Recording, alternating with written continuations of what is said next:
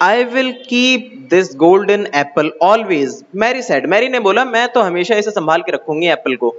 And she wrapped it up in the clean handkerchief. Handkerchief बोलते हैं रुमाल को. That was in her pocket. Then she went home and there she laid away in a drawer the golden apple that the old apple tree had given her. वहां पे उसने वो अपना जो है ड्रॉर में एप्पल रख दिया घर पे जाके. Closing the drawer tightly, the apple lay inside in the dark and all wrapped up for many days until it started rotting. Rotting का मतलब होता है सड़ना. अब जाहिर सी बात है इस फल को इतने दिन तक ड्रॉर के अंदर रख दिया जाएगा तो वो सड़ ही जाएगा. And when Mary next went down the lane and passed the orchard, the wind in the apple tree sang to her. अब जब दोबारा कई दिनों बाद जब मैरी उसी रास्ते पे गुजरी तो उस ट्री ने दोबारा से गाना गाया. The tree now has only one, where once there was two. Gone is the treasure I gave to you. कि ट्री के पास अब सिर्फ एक बचा है जो कि कभी दो हुआ करते थे. मतलब कि एप्पल के बारे में बोल रहा है ट्री. अब वो ट्रेजर जा चुका है जो मैंने तुम्हें दिया था क्योंकि वो सड़ चुका है ना एप्पल. देखिए माई डिक्शनरी में सोरोफुली का मतलब होता है सैडली, जो दुख के साथ कहा जाए. ग्लिसनिंग का मतलब होता है शाइनिंग. क्लैप्स्ड का मतलब होता है हेल्ड टाइटली, जोर से पकड़ना. मेटिकुलस का मतलब होता है सिस्टमैटिक या फिर चीजों को ध्यान देने वाला. Last of all, John, a young college-going lad, went down the lane one fine, beautiful morning, when the sun was shining brightly and the wind was out. फिर आखिरकार एक जॉन नाम का लड़का जो कि कॉलेज जाता था वो उस रास्ते से गुजरा जब बहुत अच्छा मौसम हो रहा था. There hanging over the orchard wall, he saw just one great golden apple that seemed to him the most beautiful apple that he had ever seen. As he stood looking up at it, the wind in the apple tree sang to him and it said, The tree has out one golden apple for you and that a wonderful treasure too. अब उसके साथ भी ऐसे ही करा, tree ने गाना गाया कि ट्री के पास जो है एक गोल्डन एप्पल है, ये एक ट्रेजर है तुम्हारे लिए. Then the wind blew harder and down fell the last golden apple of the three into John's waiting hands. अब जॉन के हाथों में वो तीसरा एप्पल आके गिर गया तेज हवा चलने से. He jumped with joy. Coming from a poor family, he had not eaten for 2 days, and he thought that the apple was actually God's blessings.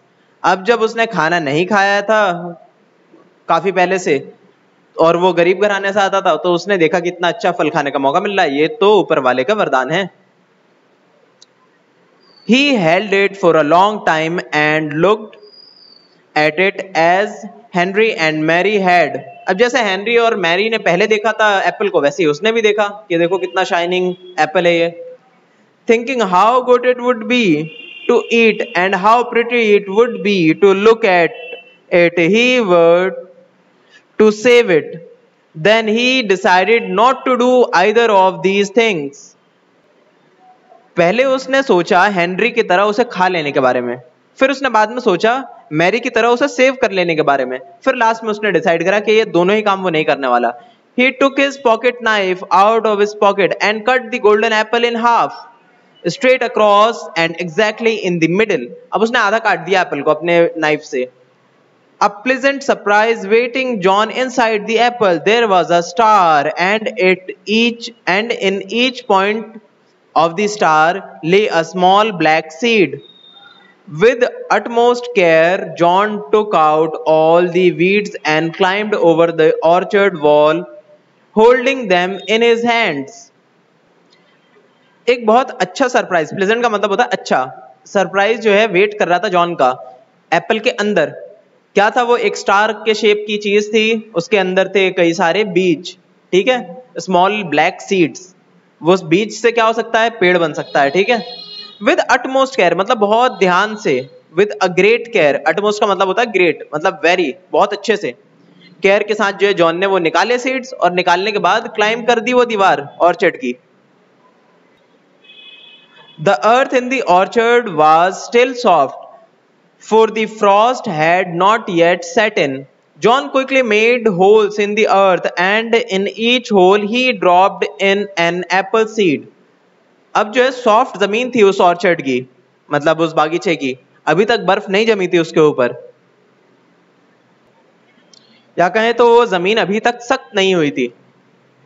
तो उसने क्या करा, छोटे छोटे से गड्ढे खोद दिए और उसी के अंदर वो सीड डाल दिए। He dropped an apple seed. Then he covered up the seeds and climbed back over the wall to eat his apple. अब वो सीड वो जो डाला उसने, डालने के बाद उसे ढक दिया जैसा कि कराया जाता है, ताकि वो बाद में पेड़ बन सके, और उसके बाद वो बाहर निकल गया उस बागीचे से और अपना वो सेब खा लिया। And then went on his way. और फिर चला गया वहां से। But as John walked down the lane, the orchard wind followed him, singing to him from every branch. तो बहुत अच्छे से गाना गाने लग गए सारे ब्रांचेस उस पेड़ के। The branches swayed as if in merriment. सारे ब्रांचेस जो है लहराने लगे एंजॉयमेंट में। merriment का मतलब होता है enjoyment. John was unable to comprehend why the tree appeared so happy, even when its apples had fallen down. अब समझ नहीं आया जॉन को कि उसके जो है फ्रूट जो था वो नीचे गिर चुका था, वो खा भी चुका था उस फ्रूट को, तब भी जो है इतनी खुश क्यों है वो पेड़। The tree sang, the tree had apples 3, 2 are gone and wasted 2, but thanks to you there will be hundreds of apples for free. Tree ने कहा कि एक वक्त था जब एप्पल थे 3 ट्री के पास, जिसमें से 2 वेस्ट हो गए, चले गए, खत्म हो गए। एक को खा लिया गया, दूसरे को सड़ा दिया गया, पर तीसरे वाले ने कमाल कर दिया, जिसकी वजह से अब सैकड़ों फल मिलेंगे फ्री में। Now John understood the selfless nature of the trees, which only gave shade and fruits without asking for anything in return. अब समझ में आया, मतलब कॉम्प्रिहेंड का मतलब होता है समझना, कि ट्री इतना खुश क्यों था। क्योंकि ट्री को कोई लालच नहीं होता किसी से, वो बस फ्री में अपने जो है सारी चीजों को, रिसोर्सेज को बांटता है दूसरों के साथ।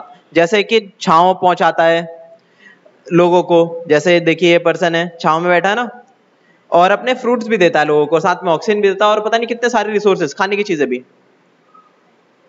He felt satisfied that he too had made a contribution to the environment by sowing the apple seeds. अब उसे भी बढ़िया लगा जॉन को कि उसने भी थोड़ा सा तो कंट्रीब्यूशन करा वो सीड को डालकर, ताकि दोबारा से एनवायरनमेंट फल फूल सके। माय डिक्शनरी में देखिए अटमोस्ट का मतलब ग्रेटेस्ट, मैरिमेंट का मतलब एंजॉयमेंट, कॉम्प्रिहेंड का मतलब अंडरस्टैंड या फिर समझना, सेल्फलेस का मतलब अनसेल्फिश, मतलब के बिना किसी मतलब के कोई काम को करना, या फिर कहें तो बिना किसी स्वार्थ के कोई काम को करना, कि बदले में कुछ इसके रिटर्न ना भी मिले तो भी वो काम को करना, कुछ अच्छा काम। तो यहीं पे आपका चैप्टर खत्म होता है,